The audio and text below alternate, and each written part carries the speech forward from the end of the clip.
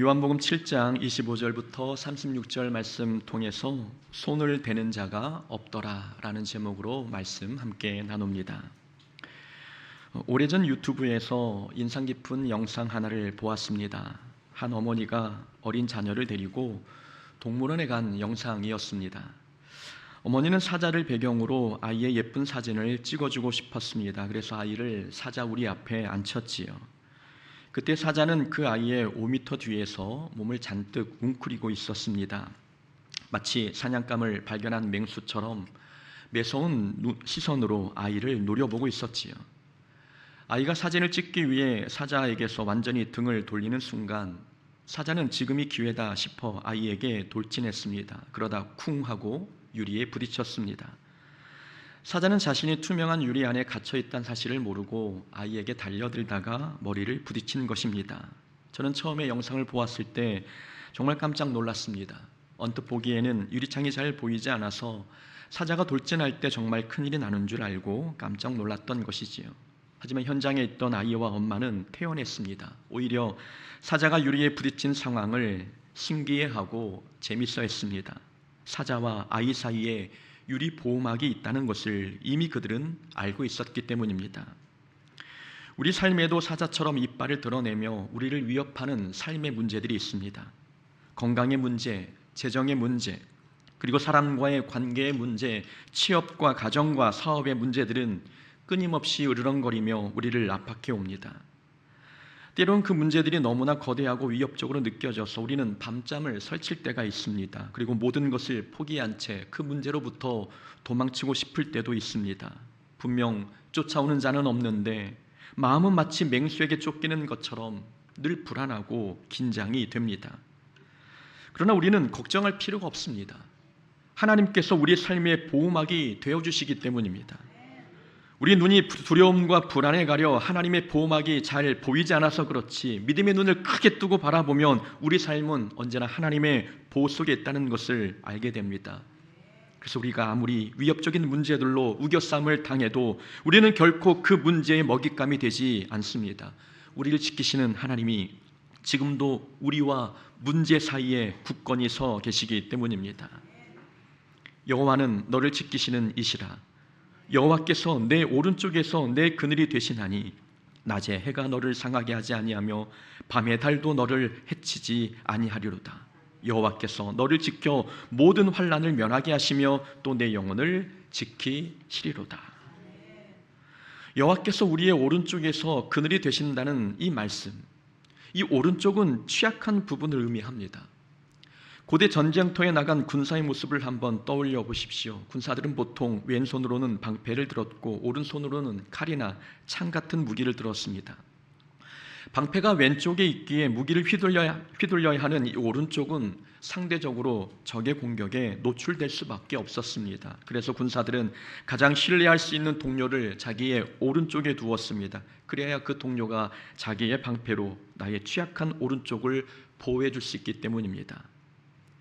하나님께서 우리의 오른편 그늘이 되어주시겠다는 이 말씀이 바로 이런 뜻입니다. 우리가 전쟁터와 같은 치열한 일상을 살아갈 때 우리의 약한 부분이 드러납니다. 우리가 숨기고 싶었던 가장 취약한 부분이 드러납니다. 하나님께서 친히 방패가 되셔서 우리의 그 약한 부분을 보호해 주시겠다고 말씀해 주신 것입니다. 이처럼 하나님은 우는 사자같이 우리를 위협하는 문제들로부터 우리를 보호해 주십니다. 우리 눈에 하나님의 도우심이 보이지 않는 것 같아도 하나님은 언제나 불꽃과 같은 눈동자로 우리를 지켜보고 계십니다. 그러니 삶의 거센 문제들이 밀려와 우리를 위협해도 우리는 두려워할 필요가 없습니다. 삶의 문제가 사납게 보여도 하나님의 통제 속에 있는 문제는 결코 우리를 해치지 못합니다. 하나님의 보호막 속에 있는 우리에게 이 세상의 위협은 그저 유리에 갇힌 사자의 몸짓에 불과하기 때문입니다. 오늘 본문에도 위기 속에서 하나님의 보호하심을 경험한 이야기가 나옵니다. 바로 예루살렘에 올라간 예수님의 이야기입니다.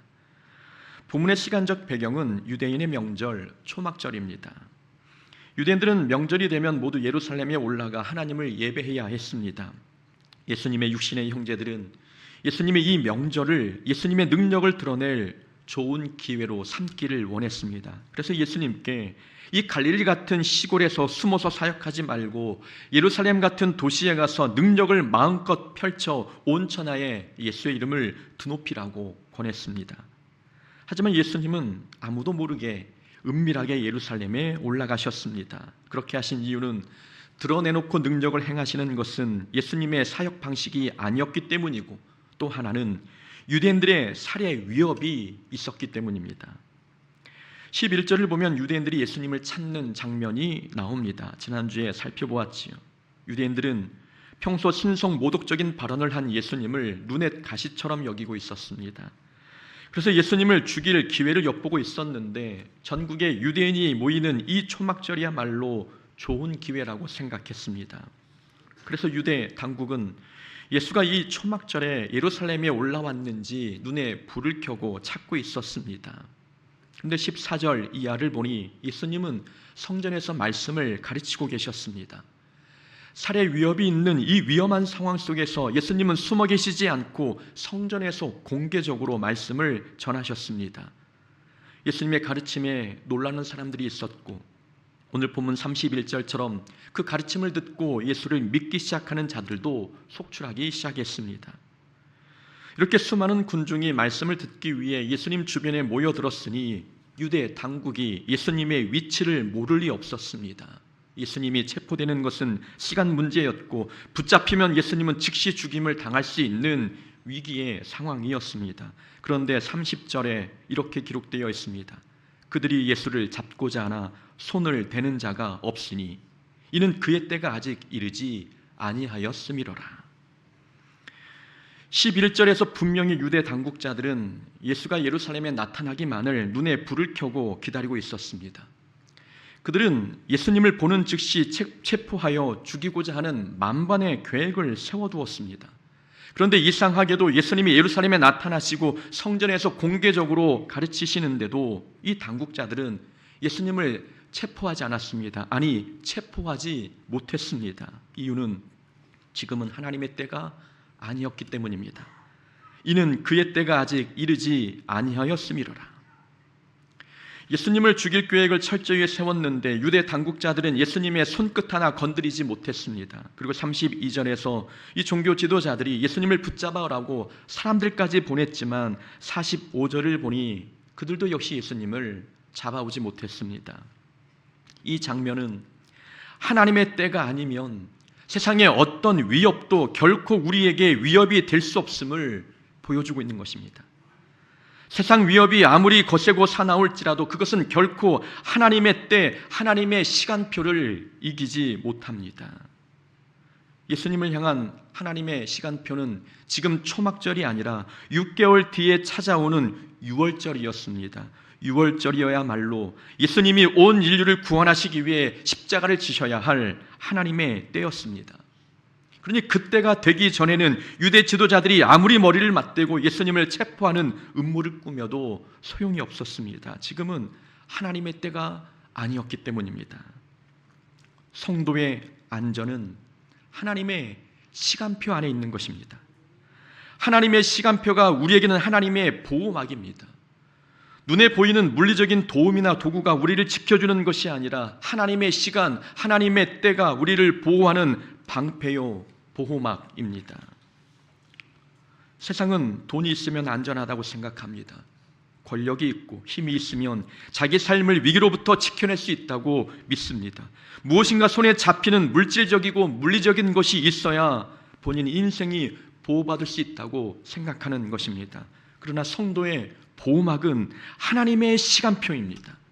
눈에 보이지 않는 이 하나님의 시간표가 우리에게는 방패인 것입니다. 악인들이 아무리 촘촘하게 함정의 그물을 짜고 우는 사자처럼 이빨을 드러내며 당장 오늘 밤이라도 우리 인생을 끝장낼 것처럼 달려들어도 하나님의 시간표가 허락하지 않으면 그들은 단 1mm도 우리 삶을 침범할 수 없습니다. 우리 인생은 악인들의 계획대로 되는 것이 아니라 하나님의 시간표대로 흘러가기 때문입니다. 악인들의 계획이 아무리 치밀해도 그들의 계획은 하나님의 시간표를 이길 수 없습니다. 악인들이 우리를 무너뜨릴 절호의 기회를 잡았다 해도 하나님의 때가 아니면 하나님은 악인들의 기회를 실패하게 만드십니다.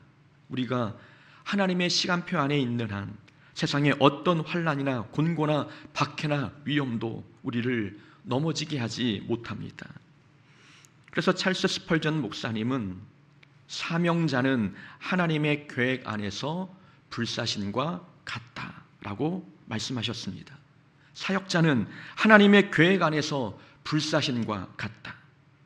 하나님의 때가 되기 전까지 하나님의 일꾼은 어떤 위험에서도 안전하다는 말씀입니다.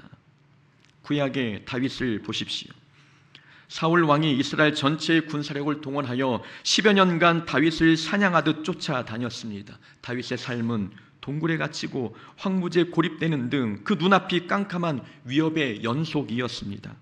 그러나 사무엘상 23장 14절에 이렇게 기록되어 있습니다. 사울이 매일 찾되 하나님이 다윗을 그의 손에 넘기지 아니하시니라.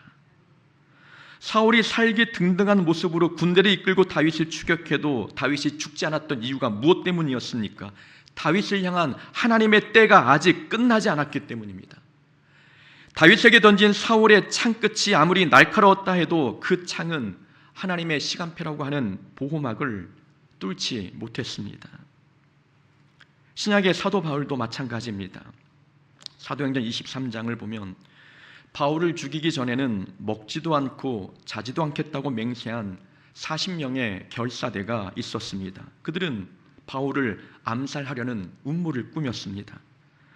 바울의 삶은 사방이 적으로 둘러싸인 절체절명의 위협이었습니다. 그런 하나님은 천부장의 마음을 움직이시고 군대를 동원하셔서 바울을 호위하도록 하셨습니다. 왜 그렇게 하셨겠습니까?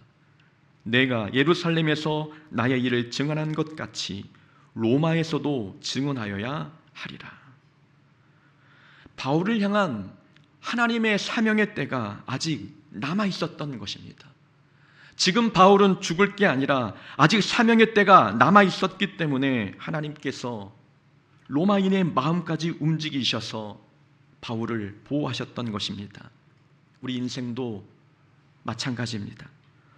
원수 마귀 사탄은 날마다 우리의 건강을 흔들고 재정을 옥죄고 관계를 깨뜨리면서 마치 우리 인생이 이제 다 끝난 것처럼 우리 귀에 절망을 속삭입니다. 우리는 그 속삭임에 속지 말아야 합니다.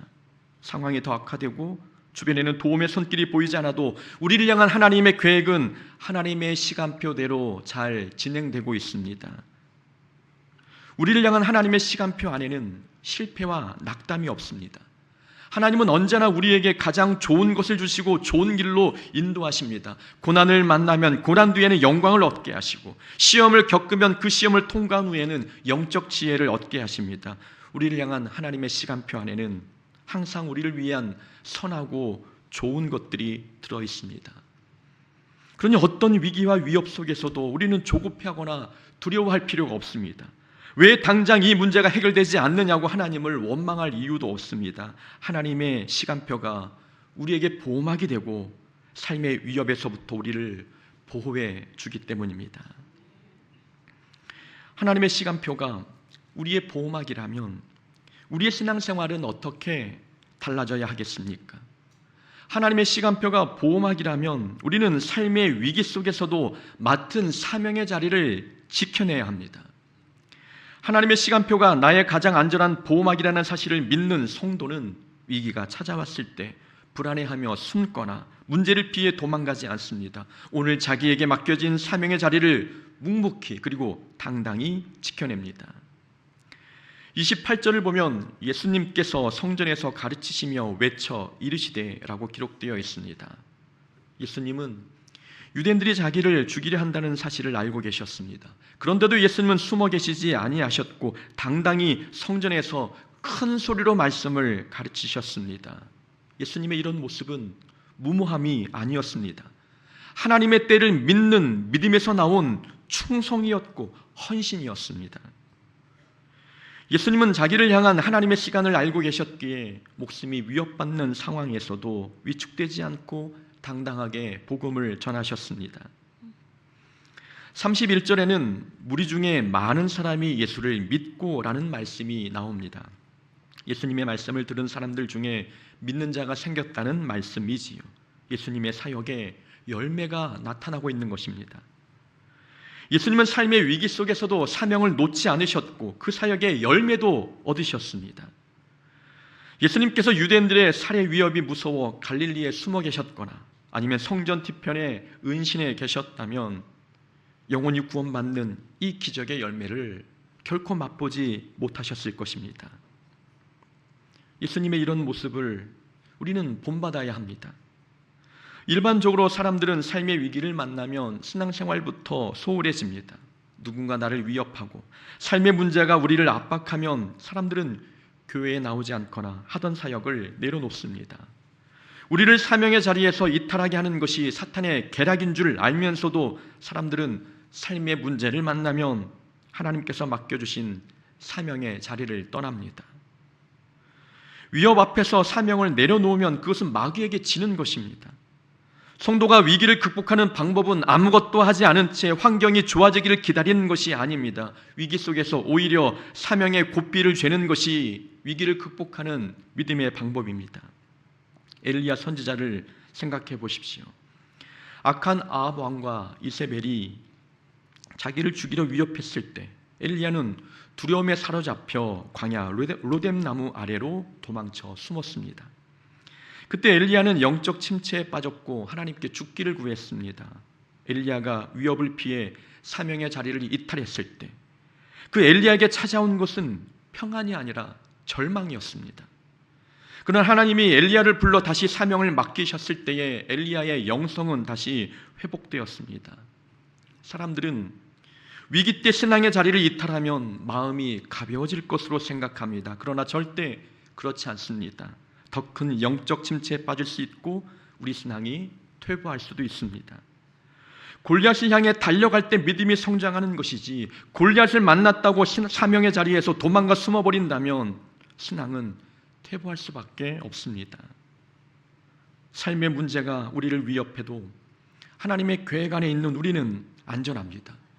그러니 삶의 문제가 우는 사자처럼 우리를 향해 맹렬히 달려와도 우리는 눈물로 사명의 자리를 지켜내야 합니다. 환경에 휘둘리지 말아야 하고 위기 중에도 기도의 자리를 지켜야 합니다. 우리가 위기 속에서도 눈물로 씨를 뿌리며 사명의 자리를 지켜낼 때 하나님은 사방에 가득한 대적의 위협들을 무력화시키실 것이고 우리 삶에 풍성한 믿음의 열매, 회복의 열매를 맺게 하실 것입니다. 32절에서 대제사장과 바리새인들은 아랫사람들을 보내 예수님을 체포하려 했습니다. 이들은 칼과 몽둥이로 무장한 자들이었습니다. 그런데 45절과 46절을 보면 뜻밖의 결과가 기록되어 있습니다. 아랫사람들이 대제사장들과 바리새인들에게로 오니 그들이 묻되 어찌하여 잡아오지 아니하였느냐. 아랫사람들이 대답하되 그 사람이 말하는 것처럼 말한 사람은 이때까지 없었나이다. 체포하러 갔던 사람들이 오히려 예수님의 말씀에 사로잡혀 돌아왔습니다. 47절에서 바리새인들은 이들을 향해 너희도 미혹되었느냐라고 책망했습니다. 말씀을 듣고 변화된 것을 미혹된 것으로 폄하한 것입니다. 이렇게 예수님의 말씀은 칼을 든 자의 마음까지 변화시켰습니다. 우리는 여기서 위기를 만나면 말씀을 붙들어야 한다는 사실을 깨닫게 됩니다. 말씀이 사람과 상황을 변화시키기 때문입니다. 하나님께서는 말씀으로 천지를 창조하셨습니다. 말씀으로 이 천지를 창조하셨는데 말씀으로 사람과 상황을 변화시키는 것이 하나님께 어려운 일이겠습니까? 하나님의 말씀에는 사람과 상황을 변화시키는 능력이 있습니다. 역대하 20장에는 모압과 암몬 그리고 마온의 연합군이 유다를 치러 온 이야기가 나옵니다. 모압, 암몬, 마온 연합군의 공격은 유다에게는 국가적인 대위기였습니다. 그때 왕 여호사밧은 군사적인 지략을 짜는 대신에 온 백성과 함께 하나님의 약속의 말씀을 붙들고 성전에 엎드렸습니다. 그때 하나님께서 한 사람을 통해 이 전쟁은 너희에게 속한 것이 아니오 하나님께 속한 것이니라 너희는 그들에게로 내려가라 라는 말씀을 전해주셨습니다. 여호사밧은 그 말씀을 생명처럼 붙들었습니다. 그리고 군대 맨 앞에 칼을 든 군사 대신에 찬양들을 세워 하나님의 말씀을 찬송하며 나아가게 했습니다. 그들이 말씀을 붙잡고 찬송을 시작할 때 하나님이 복병을 두어 대적들이 자기들끼리 서로 쳐 죽이게 만드셨습니다. 손 하나 대지 않고 대승을 거두게 하신 것입니다. 하나님의 말씀이 상황과 사람을 변화시킨 사례입니다. 발람이 이스라엘을 저주하려고 할 때 하나님께서 발람의 입에 말씀을 주셔서 저주가 아니라 축복이 나오게 하셨습니다.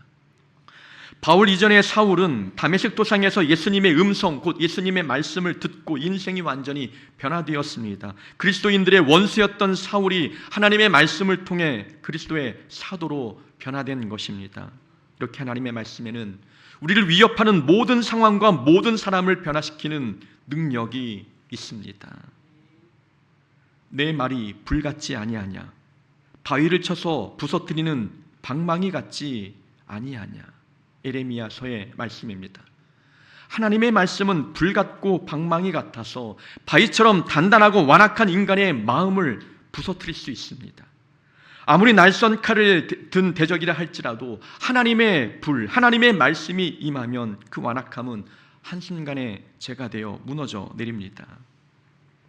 그러니 우리 삶의 위기가 닥쳤을 때 우리가 붙잡아야 할 것은 하나님의 말씀입니다. 나를 옥죄고 있는 물질의 위기, 밤잠을 설치게 하는 육신의 질병, 그리고 인간관계를 가로막고 있는 높은 장벽 앞에서 우리는 세상의 헛된 것을 붙들지 말고 내가 너를 도우리라 라고 하신 하나님의 말씀을 붙잡아야 합니다. 우리가 위기 속에서 내 감정이나 주변 환경에 휘둘리지 않고 주님의 말씀을 굳게 붙잡을 때 우리 삶에는 기적 같은 영적 반전이 일어납니다. 우리를 무너뜨리려고 달려들었던 사나운 상황들은 말씀의 권세 앞에 잠잠해질 것이고, 나를 미워하고 위협하던 대적들의 마음은 하나님의 말씀 앞에 굴복되고 변화될 것입니다. 사람과 상황을 변화시키는 것은 하나님의 말씀입니다. 34절입니다. 너희가 나를 찾아도 만나지 못할 터이요 나 있는 곳에 너희가 오지 못하리라. 이 말씀은 예수님을 잡으러 온 자들에게 주신 말씀입니다. 이 말씀의 의미는 조금 있으면 예수님이 하나님께로 돌아가시게 되니 그때는 예수님을 만나고 싶어도 만날 수 없다는 말씀입니다. 다시 말하면 예수님이 떠나버리시면 그때는 기회가 없으니 바로 지금이 말씀을 듣고 예수님을 믿어야 할 좋은 때라는 말씀입니다. 믿음을 가질 수 있는 은혜의 시간이 얼마 남지 않았다는 뜻입니다. 하나님의 때는 유효기간이 있습니다. 그러니 은혜 받을 때를 우리는 뒤로 미루지 말아야 합니다. 우리가 신앙생활을 하면서 착각하는 것이 있습니다. 주일은 매주 돌아오니 은혜 받을 수 있는 기회가 많다고 생각하는 것, 우리만의 착각입니다. 이번 주에 은혜 받지 못하면 다음 주에 받지 뭐. 올해 사명 감당하지 못하면 내년에 하면 되지라고 생각하며 사람들은 은혜의 때가 마치 영원할 것처럼 생각합니다. 그러나 내가 너희와 함께 조금 더 있다가 나를 보내신 이에게로 돌아가겠노라.